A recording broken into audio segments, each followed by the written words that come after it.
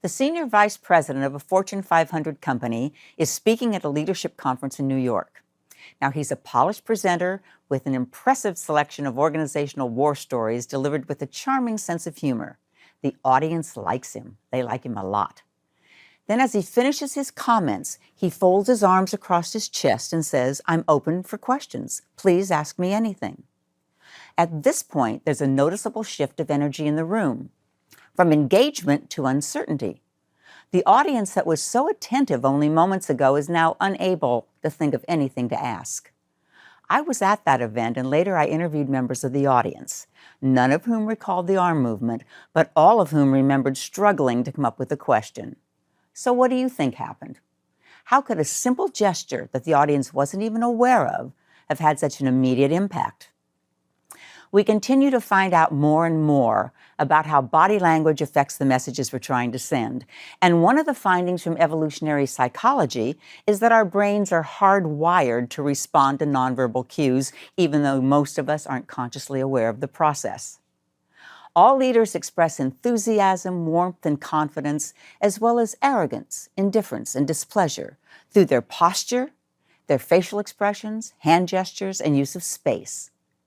The key to being an effective nonverbal communicator is to realize that the impact of these signals depends less on what you meant and more on how most people interpret those signals. So what the conference speaker needed to realize was that most people in the audience would unconsciously read his crossed arms as a signal that he wasn't at all open for questions. A classic and often misquoted study by Albert Mehrabian at UCLA found that the total impact of a message is based only 7% on the words used. Much more important are facial expressions and other forms of body language, responsible for 55% of the total impact, and tone of voice, responsible for 38%. Well, obviously, you can't listen to a person speaking a foreign language and understand 93% of what's being communicated by simply observing their body language.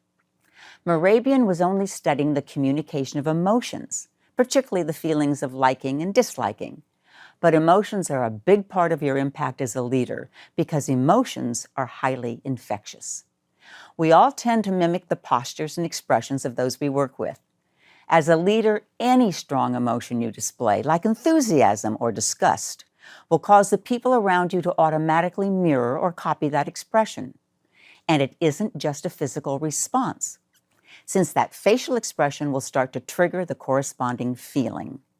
That's why smiling at someone can brighten up their day, while angry frowns upset them. Body language also plays a crucial role in making sure your team truly understands key messages. If you're going to talk about new initiatives or major change, or if you have any bad news to deliver, my advice is to do so in person.